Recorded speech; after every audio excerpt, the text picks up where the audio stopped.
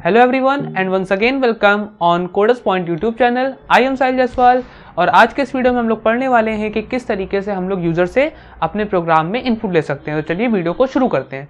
सबसे पहली चीज़ जो आपको यहाँ पे समझनी है वो ये समझनी है कि हमारे पास यहाँ पर एक स्कैनफ नाम का फंक्शन होता है। स्कैनफ नाम का प्री डिफाइंड फंक्शन होता है जो कि पार्ट होता है stdio.h नाम की हेडर फाइल का।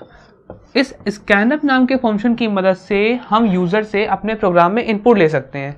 अब यूज़र से इनपुट लेने का मतलब हमारा ये है कि सपोज़ करिए आपने एक प्रोग्राम डेवलप करा और उस प्रोग्राम में आप दो नंबर्स का सम कराना चाहते हो। सपोज़ करिए हमने एक वेरिएबल बनाया ये और एक वेरिएबल बनाया ये, ठीक है। अब ये दो कंटेनर्स हैं और इन दोनों कंटेनर्स को ऐड करके हम यूज़र को आउटपुट देना चाहते हैं। अब हम चाहते हैं कि प्रोग्राम हमारा कुछ ऐसा बने कि ये जो दो कंटेनर्स हैं इनमें जो भी यूज़र वैल्यू चाहे वो वैल्यू यूज़र दे सके। फॉर एग्जांपल यूज़र का मन हो तो इसके अंदर 2 दे दे, इसके अंदर 8 दे दे, तो हम उसको आउटपुट देंगे 10।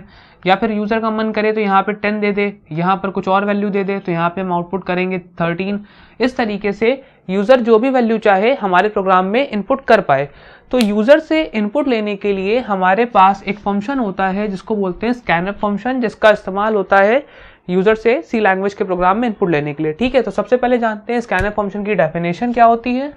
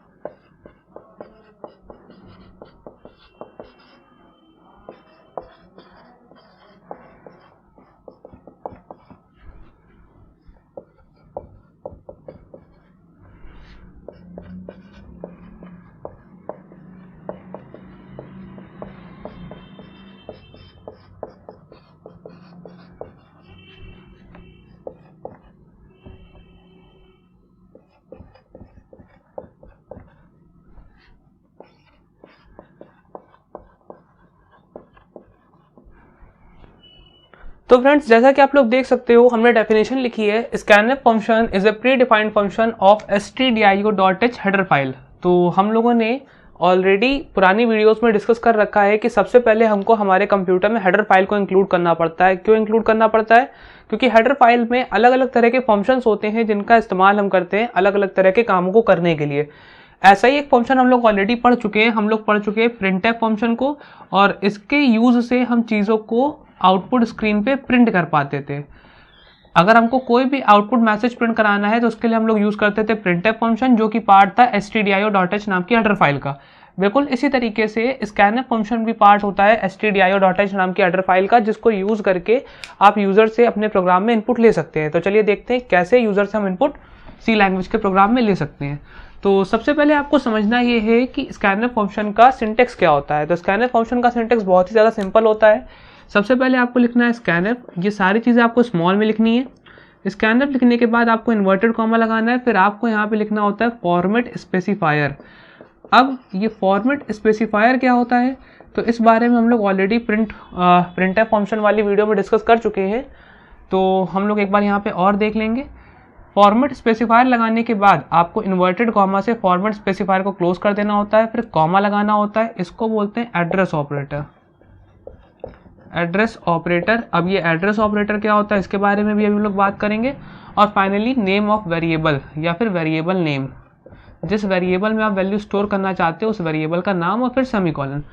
तो ये ओवरऑल सिंटेक्स होता है। हम लोग डिस्कस कर लेते हैं। सबसे पहले फॉर्मेट स्पेसिफायर क्या होता है तो हम लोग ऑलरेडी डिस्कस कर चुके हैं कि जब भी हम यूज़र से किसी पर्टिकुलर टाइप की वैल्यू को इनपुट लेते हैं या फिर किसी पर्टिकुलर टाइप की वैल्यू का हम आउटपुट देते हैं, तो उस केस में हमको हमारे कंपाइलर को ये बताना पड़ता है कि उस वैल्यू का टाइप क्या है। फॉर एग्जांपल, अगर हम इंटीजर टाइप की वैल्यू का इनपुट ले रहे हैं या आउटपुट दे रहे हैं तो उसके लिए हम यूज़ करते हैं %d। %d का इस्तेमाल हम तब करते हैं जब हमको यूज़र से या तो इंटीजर टाइप की वैल्यू एज ए इनपुट लेनी हो या फिर हमको आउटपुट में किसी वेरिएबल की वैल्यू प्रिंट करानी हो जिसमें एक इंटीजर टाइप की वैल्यू हो, तो उस केस में हम यूज़ करते हैं %d। इसी तरीके से हम लोग यूज़ कर सकते हैं %f जब हमको फ्लोट टाइप की वैल्यू या तो यूज़र से इनपुट लेनी हो या फिर आउटपुट में किसी वेरिएबल की वैल्यू प्रिंट करानी हो जिसमें फ्लोट टाइप की वैल्यू अवेलेबल हो। इसी तरीके से हम लोग यूज़ करते हैं %c। अब %c का हम तब इस्तेमाल करते हैं जब या तो हम यूज़र से कैरेक्टर टाइप की वैल्यू का इनपुट ले रहे हैं या फिर हम कैरेक्टर टाइप की वैल्यू को प्रिंट कराना चाहते हैं जो किसी वेरिएबल में स्टोर है। तो कुल मिलाकर के हमारे पास फंडामेंटल 3 ये फॉर्मेट स्पेसिफायर होते हैं, %d, %f और %c। इसके बारे में हम लोग ऑलरेडी डिस्कस कर चुके हैं, तो आप पुरानी वीडियोस में इसको देख सकते हो, डिस्क्रिप्शन में आपको लिंक मिल जाएगा। हम लोग बात करते हैं कि सपोज करिए हमने एक वेरिएबल बनाया, ठीक है। ये हो गया सिंटेक्स का पार्ट। सिंटेक्स बहुत सिंपल, एक बार फिर से देख लेते हैं। सबसे पहले आपको स्कैनफ लिखना है। स्कैनफ आपको पूरा स्मॉल में लिखना है, यहाँ पे कुछ भी कैपिटल नहीं है। उसके बाद आपको ब्रैकेट बनाना है। ब्रैकेट और स्कैनफ में किसी भी तरह का कोई स्पेस नहीं है। फिर यहाँ पर इन्वर्टेड कॉमा लगाना है। फिर आपको यहाँ पे फॉर्मेट स्पेसिफायर बताना है। अब फॉर्मेट स्पेसिफायर ये डिसाइड करेगा कि आप किस तरह की वैल्यू यूजर से इनपुट लेने वाले हो, ठीक है। फिर उसके बाद आपको इन्वर्टेड कॉमा के अंदर इस फॉर्मेट स्पेसिफायर को क्लोज कर देना है। फिर फाइनली आपको कॉमा लगाना है। कॉमा लगाने के बाद आपको एड्रेस ऑपरेटर लिखना है। अब एड्रेस ऑपरेटर क्या करता है इसके बारे में अभी हम बात करेंगे। और फाइनली आपको वेरिएबल का नाम लिखना है, ठीक है, जिस वेरिएबल में आप वैल्यू स्टोर करना चाहते हो। तो चलिए देखते हैं कि स्कैनफ फंक्शन कैसे काम करता है और यूजर से हम किस तरीके से इनपुट ले सकते हैं, ठीक है। तो फ्रेंड्स, पहले हम लोग देख लेते हैं कि हम लोग करने क्या जा रहे हैं। तो सबसे पहले हम लोग एक बहुत सिंपल सा प्रोग्राम बनाने जा रहे हैं जहां पर हम 2 वेरिएबल्स बनाएंगे। एक वेरिएबल का नाम होगा a, एक वेरिएबल का नाम होगा b। ये 2 अलग अलग वेरिएबल हैं। ये दोनों ही वेरिएबल इंटीजर टाइप की वैल्यू को स्टोर कर सकते हैं अपने अंदर। हम इन दोनों वेरिएबल्स का इनपुट यूजर से लेंगे और उसके बाद हम उसको प्रिंट करा देंगे यूजर के सामने। और इन दोनों को ऐड करने के बाद इन दोनों वेरिएबल्स में जो भी वैल्यू होगी उसको पहले हम एक c नाम के वेरिएबल में स्टोर करेंगे और फिर इस वेरिएबल को यूज़र के सामने प्रिंट करा देंगे, जिससे कि यूज़र को ये पता चलेगा कि इन दोनों का सम क्या है। तो इन शॉर्ट हम लोग एक प्रोग्राम क्रिएट करने जा रहे हैं जिसमें हम 2 नंबर्स का इनपुट लेंगे, उनका सम करा करके उसको यूज़र के सामने प्रिंट कर देंगे। तो देखते हैं प्रोग्राम कैसे क्रिएट होगा। तो सबसे पहला काम जो आपको करना है वो है सी लैंग्वेज का बेसिक स्ट्रक्चर लिखना है। सी प्रोग्राम का बेसिक स्ट्रक्चर लिखना है। अब बेसिक स्ट्रक्चर क्या होता है? तो बेसिक स्ट्रक्चर होता है सबसे पहले आपको हेडर फाइल इंक्लूड करानी है, हैश इंक्लूड, फिर आपको लिखना है यहाँ पे stdio.h। अब अगर आपको ये ना पता हो कि हैश इंक्लूड क्या होता है, stdio.h क्या होता है, तो आई बटन पे वीडियो मिलेगी आपको, उस पर क्लिक करके उस वीडियो को ज़रूर देख लें। उस वीडियो को देखने के बाद आपके सारे डाउट क्लियर हो जाएंगे, ठीक है। अब हैश इंक्लूड stdio.h लिखने के बाद हमको यहाँ पे फंक्शन डिक्लेयर करना होता है। तो हमने लिखा इंट मेन। अब मेन फंक्शन क्या होता है? तो मेन फंक्शन वो पार्ट होता है जिस पार्ट में अपने प्रोग्राम को हम लिखेंगे। और फाइनली यहाँ पे हमने लिखा रिटर्न 0, ठीक है। अब सबसे पहले हमको करना ये होता है कि सबसे पहले हमको वेरिएबल्स डिक्लेयर करने होते हैं जिन वेरिएबल्स में हम यूज़र से इनपुट लेने वाले हैं। तो हमारे केस में हमको यहाँ पे 2 वेरिएबल चाहिए यूज़र से इनपुट लेने के लिए और फिर एक वेरिएबल चाहिए जिसमें हम उन दोनों वेरिएबल्स का सम करा करके वैल्यू को स्टोर कराएंगे। तो कुल मिलाकर के हमको 3 वेरिएबल चाहिए, तो हम लोग 3 वेरिएबल डिक्लेयर कर लेते हैं। सबसे पहले एक वेरिएबल जिसका नाम a है, फिर दूसरा वेरिएबल जिसका नाम b है और तीसरा वेरिएबल जिसका नाम c है। तो a b c हमारा मतलब है कि हमने क्या करा, अभी हमने यहाँ पे 3 वेरिएबल बना लिए। एक है a, एक वेरिएबल बनाया जिसका नाम b है और एक वेरिएबल बनाया जिसका नाम c है। ये c है, ये b है और ये a है। वेरिएबल होते क्या है? तो ये वेरिएबल मेमोरी में एक लोकेशन होती है जिसके अंदर आप किसी भी तरह की वैल्यू स्टोर कर सकते हो। हमारे केस में हम लोग इंटीजर टाइप की वैल्यू स्टोर कर सकते हैं क्योंकि हमारे वेरिएबल्स का डेटा टाइप क्या है? इंटीजर है। अब इतना काम कर लेने के बाद सबसे पहले आपको यूज़र के सामने मैसेज देना है कि यूज़र वैल्यू इनपुट करे, ठीक है। तो चलिए हम लोग मैसेज देते हैं यूज़र के सामने। तो हमको यहाँ लिखना है printf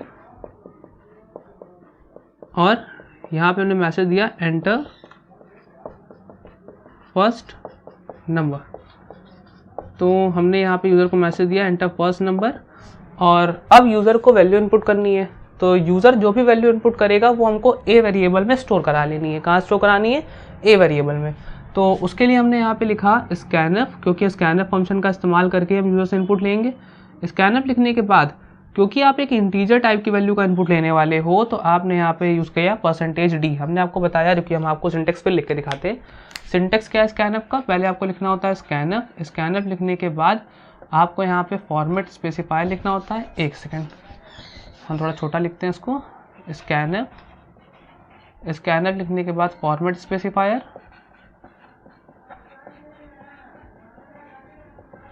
और फिर यहाँ पे कॉमा एड्रेस ऑफ और वेरिएबल का नेम, जो भी नेम होता है वो नेम आपको यहाँ पे देना होता है वेरिएबल का, ठीक है। तो इसी अगर सिंटेक्स को हम फॉलो करें यहाँ पे, तो सबसे पहले हमने स्कैनफ फंक्शन लिखा, फिर हमने ब्रैकेट ओपन करा, फिर इन्वर्टेड कॉमा लगाया, और फॉर्मेट स्पेसिफायर हमने आपको बताया कि 3 तरह के होते हैं, %d, %f और %c। ठीक है, अब क्योंकि हम इंटीजर टाइप की वैल्यू का इनपुट लेने वाले हैं तो हम लोग यूज़ करेंगे %d का। ठीक है, तो यहाँ पे हमने लिखा %d। फिर उसके बाद अब एक समस्या ये आ रही है कि आपकी जो मेमोरी होती है, सपोज करिए ये आपके कंप्यूटर की मेमोरी है और इस कंप्यूटर की मेमोरी में ये एक वेरिएबल है जिसका नाम है a, और आप इसमें इनपुट लेना चाहते हो। आपने अपने कंपाइलर को ये तो बता दिया कि आप इसमें एक इंटीजर टाइप की वैल्यू स्टोर करना चाहते हो with the help of format specifier. तो फॉर्मेट स्पेसिफायर की मदद से आपने ये तो बता दिया कि आप एक इंटीजर टाइप की वैल्यू का इनपुट लेना चाहते हो, पर दिक्कत ये है कि इस इंटीजर टाइप की वैल्यू का इनपुट लेने के बाद आपको इस वेरिएबल में उसको स्टोर करना है। अब इस वेरिएबल तक कैसे पहुंचोगे आप?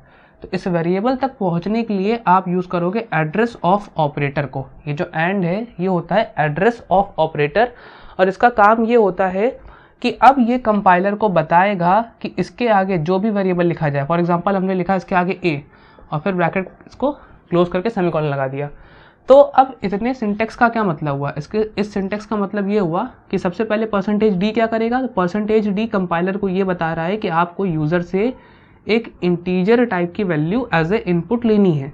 इनपुट लेने के बाद उस वेरिएबल का क्या करोगे, तो इनपुट लेने के बाद उस वैल्यू का क्या करोगे, तो उस वैल्यू को आपको इस वेरिएबल में यहाँ पर आकर के स्टोर करना है, और यहाँ पर आकर के स्टोर करना है तो यहाँ का एड्रेस कौन बताएगा, ये एड्रेस ऑफ ऑपरेटर। तो आपने यूज़र से इंटीजर टाइप की वैल्यू ली और लेने के बाद with the help of address of operator आप ए वेरिएबल तक पहुँचे, और ए वेरिएबल के अंदर आपने ये वैल्यू जो आपने यूज़र से ली है उसको स्टोर करा लिया। ठीक है, क्या करा हमने, फिर से समझ लेते हैं। हमने यूज़र से एक इंटीजर टाइप की वैल्यू ली, इंटीजर टाइप की वैल्यू लेने के बाद एड्रेस ऑफ ऑपरेटर की मदद से हम ए वेरिएबल तक पहुँचे, और ए वेरिएबल पे पहुँचने के बाद हमने उस वैल्यू को ए के अंदर स्टोर करा लिया। ठीक है, तो आप ऐसा कह सकते हो कि एड्रेस ऑफ ऑपरेटर हमारे लिए गाइड का काम करता है, कंपाइलर के लिए गाइड का काम करता है, जो बताएगा कि इस वेरिएबल की लोकेशन क्या है, ये वेरिएबल कहाँ मिलेगा, ताकि इस वेरिएबल के अंदर उस वैल्यू को स्टोर कराया जा सके जो यूज़र ने इनपुट करा है। ठीक है, तो आई होप आपको ये बात समझ में आ गई होगी। तो अब देखिए यहाँ पे हमने करा ये है कि हमने यहाँ पे यूज़र से ए वेरिएबल में इनपुट ले लिया। बिल्कुल इसी तरीके से आपको यूज़र से बी वेरिएबल में भी इनपुट ले लेना है। तो चलिए करते हैं हम लोग। तो printf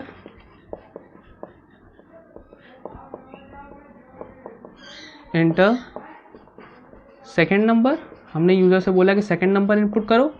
अब यूज़र जो सेकेंड नंबर इनपुट करेगा उसको हमको बी में स्टोर कराना है, तो हमने यहाँ पे लिखा स्कैनफ, और स्कैनफ लिखने के बाद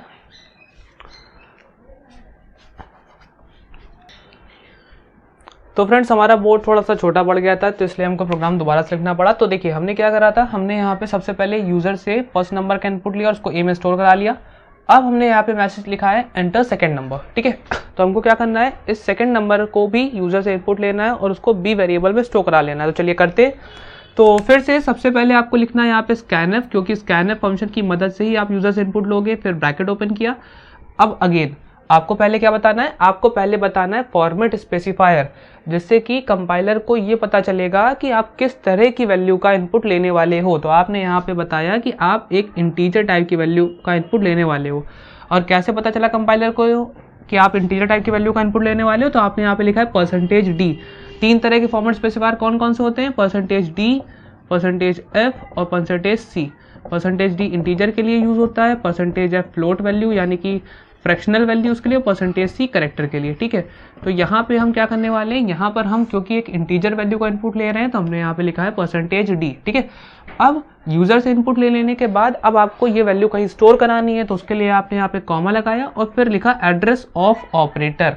अब एड्रेस ऑफ ऑपरेटर क्या करेगा, एड्रेस ऑफ ऑपरेटर के बाद आपने यहाँ लिखा बी और फिर ब्रैकेट क्लोज करके सेमीकोलन। तो एड्रेस ऑफ ऑपरेटर करेगा क्या, एड्रेस ऑफ ऑपरेटर इस वैल्यू को ले जा करके इस बी वेरिएबल में स्टोर करा देगा। ठीक है, तो एड्रेस ऑफ ऑपरेटर क्या कर रहा है, एड्रेस ऑफ ऑपरेटर को कंपाइलर को बता रहा है, एड्रेस ऑफ ऑपरेटर क्या कर रहा है, कंपाइलर को बता रहा है कि ये वेरिएबल मेमोरी में इस लोकेशन पर अवेलेबल है, ताकि उस लोकेशन पे जा करके इस वैल्यू को जो यूज़र से आपने ली है उसको स्टोर कराया जा सके। ठीक है, तो ये हो गया, हमने दो वैल्यूज़ का इनपुट ले लिया। अब उसके बाद हमको क्या करना है, इन दोनों वैल्यूज़ को स्टोर कराना है, ठीक है।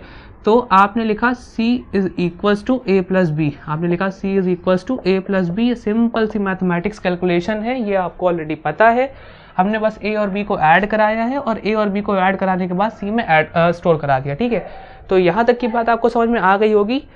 एक बार फिर से देख लीजिए, देखिए बहुत ही आसान सा प्रोग्राम है। ये पहला पार्ट है प्रोग्राम का जहाँ पे हम पहला नंबर इनपुट ले रहे हैं, ये दूसरा पार्ट है, यहाँ पे दूसरा नंबर इनपुट ले रहे हैं और यहाँ पे हम कैलकुलेशन करा रहे हैं, ठीक है।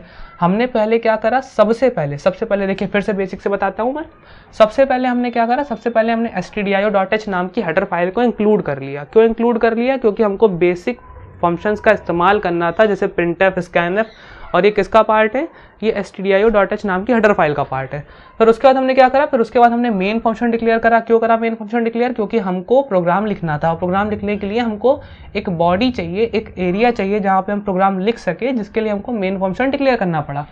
फिर उसके बाद हमने यहाँ पे 3 कंटेनर बनाए, ए, बी और सी। कंटेनर से हमारा मतलब है 3 वेरिएबल बनाए, ए, फिर हमने बनाया यहाँ पे b और फिर हमने बनाया यहाँ पे c। अब आपको करना क्या है, a और b में यूजर से इनपुट लेना है और उसको c में स्टोर कर देना है, ठीक है। यूजर a और b में दो वैल्यूज का इनपुट देगा और उस वैल्यू को आपको c में स्टोर कर देना है। तो सबसे पहले आपको a का इनपुट लेना था, तो a का इनपुट लेने के लिए आपने क्या करा, आपने सबसे पहले यूजर के सामने मैसेज दिया printf फंक्शन को यूज करके। ये जो printf फंक्शन आपने यूज करा है, इसको यूज करके आपने यूजर के सामने मैसेज दिया कि एंटर फर्स्ट नंबर, जिससे कि यूजर को पता चल पाए कि उसको इनपुट करना क्या है। फिर उसके बाद यूजर ने एक इनपुट करना है और वो इनपुट आपको ए वेरिएबल में स्टोर करना है। अब इनपुट लेने के लिए आपको कौन फंक्शन इस्तेमाल करोगे, तो इनपुट लेने के लिए आपने इस्तेमाल करा scanf फंक्शन। इनपुट लेने के लिए आपने इस्तेमाल करा scanf फंक्शन। अब scanf फंक्शन का सिंटेक्स क्या होता है, तो सबसे पहले आपको इन्वर्टेड कॉमा के अंदर, देखिए हम फिर से लिख दे रहे हैं यहाँ पे scanf फंक्शन का सिंटेक्स, ताकि आप भूले मत। scanf फंक्शन का सिंटेक्स है scanf, फिर उसके बाद यहाँ पे फॉर्मेट स्पेसिफायर और फॉर्मेट स्पेसिफायर के बाद फिर यहाँ पे कॉमा, फिर एड्रेस ऑपरेटर, फिर वेरिएबल नेम, जो भी वेरिएबल है उसका नाम, ठीक है। ये यहाँ पे ये सिंटेक्स है और लास्ट में सेमीकोलन। तो सबसे पहले हमने scanf लिखा, तो देखिए ये scanf लिखा है। फिर उसके बाद हमने ब्रैकेट लगाया, तो देखिए ये ब्रैकेट लगाया है। फिर हमने इन्वर्टेड कॉमा लगाया, तो देखिए ये इन्वर्टेड कॉमा लगाया। अब हमको बताना है फॉर्मेट स्पेसिफायर। देखिए बहुत आसान भाषा में बता रहा हूँ आपको। फॉर्मेट स्पेसिफायर ये बताता है हमारे कंपाइलर को कि किस तरह की वैल्यू आप यूज़र से इनपुट ले रहे हो या फिर किस तरह की वैल्यू आप यूज़र के सामने प्रिंट कर रहे हो। तो scanf फंक्शन में तो हम यूज़र से इनपुट ले रहे हैं, प्रिंट तो कुछ नहीं करने। तो scanf फंक्शन में क्योंकि हमको इंटीजर टाइप की वैल्यू का इनपुट चाहिए, इंटीजर टाइप की, तो यहाँ पर हमने लिखा है %d। अगर हम यहाँ पे फ्लोट टाइप की वेरिएबल बनाते हैं तो यहाँ लिखते हैं %f। अगर हम कैरेक्टर टाइप का वेरिएबल बनाते हैं तो यहाँ लिखते हैं %c। अब क्योंकि हम यहाँ पे इंटीजर टाइप का वेरिएबल हमने बनाया तो हमने यहाँ लिखा %d। तो हमने अपने कंपाइलर को ये बता दिया कि हमको इंटीजर टाइप की वैल्यू का इनपुट लेना है। अब सिर्फ इनपुट लेना है ये बताने से तो काम चलेगा नहीं, आपको ये भी बताना पड़ेगा कि उस इनपुट को स्टोर कहाँ करोगे। आप मार्केट से जाके सामान ले आओ और आपके घर में जगह ना हो तो काम होगा नहीं। आपको पता होना चाहिए ना कि जो सामान आप लेके आए उसको रखोगे कहाँ पर। तो यहाँ पर भी बिल्कुल वैसा ही है, आपने यूजर से इनपुट तो ले लिया, अब उसको स्टोर कहाँ करोगे, तो उसको स्टोर करोगे ए वेरिएबल में। अब अगली समस्या क्या खड़ी हुई कि ये जो ए वेरिएबल है यहाँ तक पहुँचोगे कैसे, आपको मेमोरी का एड्रेस कौन बताएगा कि ये वेरिएबल कहाँ पर है, तो ये एड्रेस बताएगा ये एड्रेस ऑफ ऑपरेटर। ये एड्रेस ऑफ ऑपरेटर इस वैल्यू को लेगा और ले करके जा करके ए के अंदर स्टोर कर देगा। तो आप बोल सकते हो कि एड्रेस ऑफ ऑपरेटर आपके लिए गाइड का काम कर रहा है, कंपाइलर के लिए किसका काम कर रहा है, गाइड का काम कर रहा है, जो कंपाइलर को ए के पास लेके जा रहा है और बोल रहा है कि ये है ए, इसके अंदर आप स्टोर कर दीजिए वैल्यू। तो आपने यूजर से पहले तो इंटीजर टाइप की वैल्यू ली, लेने के बाद एड्रेस ऑफ ऑपरेटर की मदद से उसको जा करके ए के अंदर स्टोर करा दिया। और एड्रेस ऑफ ऑपरेटर क्या कर रहा है, एड्रेस ऑफ ऑपरेटर ए का एड्रेस बता रहा है ताकि उस वैल्यू को जो हमने यूजर से ली है उस वैल्यू को ए में जा करके स्टोर कराया जा सके, ठीक है। तो इस स्टेटमेंट की मदद से, ये जो स्टेटमेंट है scanf वाली, ये पूरी स्टेटमेंट, इस स्टेटमेंट की मदद से हमने यूजर से ए का इनपुट ले करके उसको ए में स्टोर करा लिया। मतलब एक इंटीजर वैल्यू ली और उसका स्टोर करा लिया। एग्जांपल के तौर पे यूजर ने हमको 10 दिया और 10 जा करके ए में स्टोर हो गया। इतना हो जाने के बाद अब हमको दूसरे वेरिएबल में इनपुट लेना था। तो दूसरे वेरिएबल में इनपुट कैसे मिलेगा, तो दूसरे वेरिएबल के लिए हमने फिर से यूजर को मैसेज दिया कि एंटर सेकंड नंबर। तो यूजर को पता चला ठीक है अब हमको दूसरा नंबर इनपुट करना है। तो दूसरा नंबर इनपुट करने के लिए फिर यूजर के सामने हमने फिर से scanf लिखा। अब scanf क्यों लिखा, क्योंकि ये जो लिखा था ये था ए के लिए, काम खत्म, ए का इनपुट हो गया, इसका काम खत्म हो गया। अब आपको दोबारा से इनपुट लेना है बी के अंदर, तो आपने दोबारा से स्कैनफ लिखा। स्कैनफ लिखने के बाद आपने फिर से ब्रैकेट ओपन करा, फिर से आपने इन्वर्टेड कॉमा लगाया और फिर से आपने फॉर्मेट स्पेसिफायर बताया, क्योंकि अगेन आपको एक इंटीजर टाइप की वैल्यू का इनपुट लेना था। तो आपको अपने कंपाइलर को बताना पड़ेगा कि कंपाइलर सर हमको फिर से एक इंटीजर टाइप की वैल्यू का इनपुट लेना है। तो आपने यहाँ पे बताया कि %d एक इंटीजर टाइप का वैल्यू हम इनपुट लेने वाले हैं। अब उसको कहाँ स्टोर करने वाले हैं, तो आपने कॉमा लगाया, एड्रेस ऑफ बी, मतलब कि बी जहाँ पर भी हो वहाँ पर जा करके इस वैल्यू को स्टोर कर दिया जाए। तो मान लो यूजर ने 20 दिया तो वो जा करके बी में स्टोर हो गई। अब स्टोर हो जाने के बाद हमने फाइनली क्या करा, दोनों वैल्यूज को ऐड कर दिया और ऐड करने के बाद उसको सी में स्टोर कर दिया। तो C is equal to A plus B, मतलब कि 10 + 20, और हमको सी में आंसर क्या मिल गया, 30। अब ये आंसर जो आपको मिला है, ये आंसर अभी सिर्फ आपको पता है। अब यूजर के सामने कैसे पता चलेगा कि आंसर क्या आया, तो अब आप इस सी वेरिएबल की वैल्यू को यूजर के सामने प्रिंट करा दोगे। ठीक है, तो चलिए करते हैं। पहले तो ये सारी चीजें हटा दे रहे हैं ताकि प्रोग्राम क्लियर दिखाई दे हमको।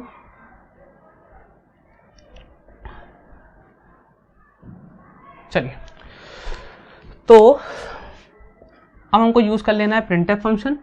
तो हमने लिखा है यहाँ पे printf, और उसके बाद अब हमको यहाँ पे आंसर प्रिंट करना है। तो हम कुछ भी मैसेज जो आप चाहो लिख सकते हो, मैसेज आप जो चाहो अपने हिसाब से लिख सकते हो। मैं लिख दे रहा हूँ सम इक्वल्स टू, ठीक है। अब यहाँ पे आपको फिर से एक इंटीजर टाइप की वैल्यू को प्रिंट कराना है। इंटीजर टाइप की वैल्यू का मतलब है कि जो सी वेरिएबल है, इस वेरिएबल की वैल्यू को आप प्रिंट कराना चाहते हो प्रिंटफ फंक्शन के थ्रू। तो हम लोग ने देखिए बहुत डिटेल में डिस्कस कर रखा है प्रिंटफ वाली वीडियो में कि किस तरीके से फॉर्मेट स्पेसिफायर को लिखना है, क्या करना है, कैसे करना है। तो आप प्लीज़ आई बटन पर क्लिक करके उस वीडियो को ज़रूर देखें अगर आपको ना पता हो कि प्रिंटफ फंक्शन में वेरिएबल को कैसे प्रिंट कराया जाता है।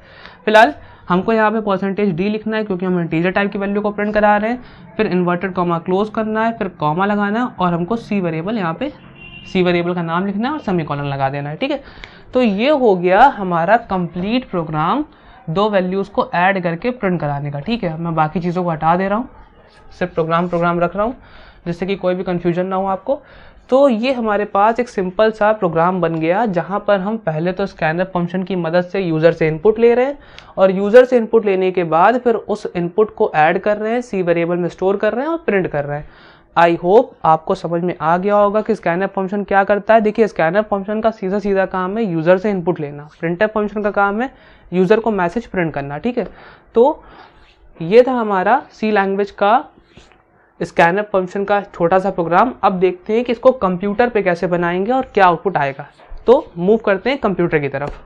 सो फ्रेंड्स, हम लोग को एक प्रोग्राम बनाना है जहां पर हम यूजर से दो वैल्यूज का इनपुट लेंगे और उसको सम करके प्रिंट करा देंगे। तो चलिए प्रोग्राम को बनाना स्टार्ट करते हैं।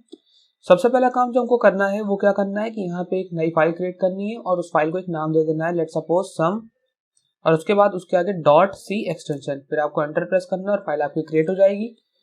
फाइल क्रिएट होने के बाद अब सबसे पहले हम लोग को क्या करना है कि हेडर फाइल इंक्लूड करनी है। तो आपको लिखना है #include stdio.h। Header file include करने के बाद आपको यहाँ पे मेन फंक्शन डिक्लेयर करना है और मेन फंक्शन डिक्लेयर करने के बाद फाइनली आपको ब्रैकेट्स ओपन करके सबसे लास्ट में लिख देना है रिटर्न 0। तो ये बेसिक स्ट्रक्चर हम लोगों ने लिख लिया। बेसिक स्ट्रक्चर लिख लेने के बाद अब सबसे पहले तो हम उन वेरिएबल्स को डिक्लेयर कर लेंगे जिसमें हम यूजर से इनपुट लेकर के वैल्यू को स्टोर करेंगे। तो हमको यहाँ पर दो वेरिएबल चाहिए यूजर से इनपुट लेने के लिए, एक a और एक b। फाइनली एक और वेरिएबल चाहिए जिसमें हम a और b का सम करा करके स्टोर करेंगे। तो हमने यहाँ पर तीन वेरिएबल्स ले लिए। ठीक है, अब सबसे पहले हम यूजर के सामने मैसेज देंगे एंटर फर्स्ट नंबर। तो हमने लिखा प्रिंटफ फंक्शन क्योंकि प्रिंटफ के थ्रू हम कोई मैसेज प्रिंट कर सकते हैं, और यहाँ पे लिखा हमने एंटर फर्स्ट नंबर। उसके बाद यहाँ पर हमने बाहर आकर के सेमीकोलन लगा लिया। अच्छा, ये मैसेज जो हमने दिया है यहाँ पे एंटर फर्स्ट नंबर, आप जो चाहो वो दे सकते हो। आप बोल सकते हो कि इनपुट फर्स्ट नंबर, या फिर आप बोल सकते हो इनपुट नंबर, या फिर जो भी मैसेज आप देना चाहो वो आप दे सकते हो। ऐसी कोई बाउंडेशन नहीं कि आपको यही लिखना है। ठीक है, ये लिखने के बाद अब यूजर को इनपुट करना है। तो यूजर इनपुट करेगा तो वो वैल्यू स्टोर करने के लिए हमको एक वेरिएबल चाहिए। तो हमने यूजर से इनपुट लेने के लिए लिखा स्कैनफ, और स्कैनफ लिखने के बाद फिर हमने ब्रैकेट ओपन करा। अब इन्वर्टेड कॉमा के अंदर सबसे पहले हमको बताना होता है हमारा फॉर्मेट स्पेसिफायर, मतलब कि हम किस तरह की वैल्यू का इनपुट लेने वाले हैं। तो हमने बताया कि हम एक इंटीजर टाइप की वैल्यू का इनपुट लेने वाले हैं, तो हमने लिखा %d। ठीक है, अगर हम फ्लोट टाइप की वैल्यू का इनपुट लेने वाले होते तो हम लिखते हैं यहाँ पे %f, और अगर कैरेक्टर टाइप की वैल्यू का इनपुट लेने वाले होते तो लिखते हैं हम यहाँ पे %c। लेकिन हमारे केस में हम क्योंकि एक इंटीजर टाइप की वैल्यू का इनपुट लेने वाले हैं, इसलिए हमने यहाँ पे लिखा %d। उसके बाद वैल्यू ले लेने के बाद अब इस वैल्यू को लेके जाना है उस वेरिएबल तक, तो उस वेरिएबल का एड्रेस चाहिए जो हमको मिलेगा एड्रेस ऑफ ऑपरेटर से, और उसके बाद वेरिएबल का नाम। तो इस सिंटेक्स का क्या मतलब हुआ? इस सिंटेक्स का ये मतलब हुआ कि हम यूजर से एक इंटीजर टाइप की वैल्यू ले रहे हैं और एड्रेस ऑफ ऑपरेटर की मदद से उसको ए वेरिएबल के अंदर स्टोर कर दे रहे हैं। बिल्कुल इसी तरीके से हमको यहाँ पे अगेन प्रिंटफ इस्तेमाल करके मैसेज देना है कि एंटर सेकंड नंबर। तो हमने लिखा यहाँ पे एंटर सेकंड नंबर, और उसके बाद हमने यहाँ पर बाहर आकर के सेमीकोलन लगा दिया। फाइनली अब फिर से हमको यूजर से वैल्यू इनपुट लेनी है, तो हमने फिर से स्कैनफ फंक्शन का यूज करा और स्कैनफ लिखने के बाद हमने ब्रैकेट ओपन करा। फिर से क्योंकि हम इंटीजर टाइप की वैल्यू का इनपुट ले रहे हैं, तो इन्वर्टेड कॉमा के अंदर हमने दोबारा से लिखा %d, और %d लिखने के बाद फिर से कॉमा लगाया, एड्रेस ऑफ ऑपरेटर यूज करा और b लिख दिया। तो अब इस लाइन का क्या मतलब हुआ? इस लाइन का ये मतलब हुआ कि हम यूजर से एक इंटीजर टाइप की वैल्यू का इनपुट ले रहे हैं जिसको हम बाद में b में स्टोर कर ले रहे हैं। ठीक है, तो यहाँ तक की बात आई होप आपको समझ में आ गई होगी। अब इसके बाद हमको इन दोनों वैल्यूज का सम कराना है, जो a और b में वैल्यूज आई है उनका सम कराना है। तो हमने लिखा c = a + b और फिर सेमीकोलन। आपने a और b का सम कराया और उसको फाइनली c में स्टोर करा दिया। इतना काम करा लेने के बाद अब हमको फाइनली जो आंसर आया है सी के अंदर उसको प्रिंट करना है। तो अगेन हम यूज करेंगे प्रिंटफ फंक्शन का, और उसके बाद सबसे पहले हम इन्वर्टेड कॉमा के अंदर मैसेज लिखेंगे जो हम चाहते हैं कि यूजर के सामने प्रिंट हो। तो हमने लिखा यहाँ पे सम ऑफ नंबर्स इक्वल्स टू, आप सम ऑफ नंबर्स इक्वल टू लिख सकते हो, इज लिख सकते हो, या फिर आप मैसेज को चेंज कर सकते हो। जैसा कि मैंने आपको बोला कि मैसेज आपके हाथ में होता है, आप जो चाहो प्रिंट करा सकते हो। इवन आप अगर अपना नाम भी लिख दोगे तो वो प्रिंट हो जाएगा, तो ऐसी कोई दिक्कत नहीं है, आप जो चाहो मैसेज में यहाँ पे प्रिंट करा सकते हो। फिर क्योंकि आपको यहाँ पर सी वेरिएबल की वैल्यू प्रिंट करानी है, तो आपको एक बात समझनी पड़ेगी कि सी एक इंटीजर टाइप की वैल्यू है। तो आपको यहाँ पे सबसे पहले फॉर्मेट स्पेसिफायर बताना पड़ेगा कि आप किस तरह की वैल्यू को प्रिंट कराने वाले हो। तो आपने लिखा यहाँ पे कि आप एक इंटीजर टाइप की वैल्यू को प्रिंट कराने वाले हो, यानी कि %d as a format specifier आप यहाँ पे यूज करोगे। फिर इन्वर्टेड कॉमा के बाहर आपको ये बताना पड़ेगा कि ये जो %d की जगह वैल्यू आएगी, देखिए आपने यहाँ पर बता दिया कि यहाँ पर एक इंटीजर टाइप की वैल्यू आनी है। अब वो वैल्यू कहाँ से आएगी? तो आपने कॉमा लगा करके लिखा वो वैल्यू c से आएगी। फ्रेंड्स, अगर आपको नहीं पता कि प्रिंटफ फंक्शन कैसे यूज करते हैं तो प्लीज आई बटन पे क्लिक करके पहले प्रिंटफ फंक्शन वाली वीडियो जरूर देखें। ठीक है, तो इतना कर लेने के बाद ये हमारा सिंपल सा प्रोग्राम बन के तैयार हो गया है। हमने यहाँ पे हमने यहाँ पे क्या किया है, हमने यहाँ पर यूजर से पहले तो फर्स्ट नंबर इनपुट लिया जिसको हमने a में स्टोर कर लिया है, फिर दूसरा नंबर इनपुट लिया जो हमने b में स्टोर कर लिया है, फिर दोनों नंबर्स का सम करा करके उसको c में स्टोर कर लिया और फाइनली उसको प्रिंट करा दिया। तो इतना प्रोग्राम था। अब नीचे हमने कुछ नहीं लिखा हुआ, रिटर्न 0 ब्रैकेट क्लोज। अब आपको सबसे पहले ये प्रोग्राम सेव करा लेना है, तो आपको फाइल में जाना है, फाइल में जाने के बाद सेव पे क्लिक करना है। फाइल में गए, फाइल में जाने के बाद आपको सेव पे क्लिक करना है। आप चाहो तो Ctrl+S भी प्रेस कर सकते हो। ठीक है, और उसके बाद फाइनली आपको अपने प्रोग्राम को रन करा देना है। प्रोग्राम जब तक रन हो रहा है आपको थोड़ा सा वेट करना है। ठीक है, और रन हो जाने के बाद सबसे पहले आपको फर्स्ट नंबर का इनपुट देना पड़ेगा। तो देखिए यहाँ पे फर्स्ट नंबर का इनपुट मांग रहा, हमने दिया इनको 50, फिर एंटर प्रेस किया। सेकंड नंबर का इनपुट मांग रहा, हमने यहाँ दिया 80, एंटर करा। तो यहाँ आंसर क्या आ रहा है, सम ऑफ नंबर इज 130। ठीक है फ्रेंड्स, तो ये हो गया हमारा दो नंबर्स का सम, और वो दो नंबर कहाँ से आ रहे हैं, यूजर उसको इनपुट कर रहा है। तो अब देखिए हर बार जब इसको आप रन करोगे तो यूजर से ये पूछेगा कि बताइए वो दो नंबर कौन से हैं। देखिए फिर से ये पूछ रहा है एंटर फर्स्ट नंबर, तो इस बार हमने मान लीजिए 100 दे दिया और दूसरी बार 150 दे दिया, तो इस बार सम आया 250। तो अब ये आपके हाथ में है कि आप यूजर से क्या इनपुट ले रहे हो और उसी के अकॉर्डिंग आपको सम मिल जाएगा। ठीक है, तो ये हो गया हमारे स्कैनफ फंक्शन का एग्जाम्पल। आई होप आपको समझ में आ गया होगा। ठीक है, तो फ्रेंड्स, जैसा कि आपने देखा कि हमने दो वेरिएबल्स का इनपुट लिया, इनपुट लेने के बाद उसको सम कराया और सम कराने के बाद यूज़र के सामने प्रिंट कर दिया। तो ये थी आज की वीडियो स्कैनफ फंक्शन के बारे में, जहां पर हम यूज़र से इनपुट ले रहे हैं। ठीक है, तो स्कैनफ फंक्शन क्या होता है? तो स्कैनफ फंक्शन एक फंक्शन है stdio.h नाम की हेडर फाइल का, जिसको यूज़ करके आप यूज़र से इनपुट ले सकते हो। तो आई होप आज की वीडियो आपको समझ में आ गई होगी। अगर आपको किसी भी तरह का कोई डाउट है तो प्लीज़ कमेंट करिए, और साथ ही साथ अगर वीडियो पसंद आई हो तो हमारी वीडियो को लाइक करिए, चैनल को सब्सक्राइब कीजिए। मिलते हैं नेक्स्ट वीडियो में। और हाँ फ्रेंड्स, अगर आपने प्लेलिस्ट ज्वाइन ना करी हो सी लैंग्वेज की तो प्लीज़ डिस्क्रिप्शन में जाइए, लिंक पर क्लिक करिए और प्लेलिस्ट ज़रूर ज्वाइन कर लीजिए ताकि आपको सारी वीडियोज़ का एक्सेस मिल सके। तो मिलते हैं नेक्स्ट वीडियो में। Thank you very much.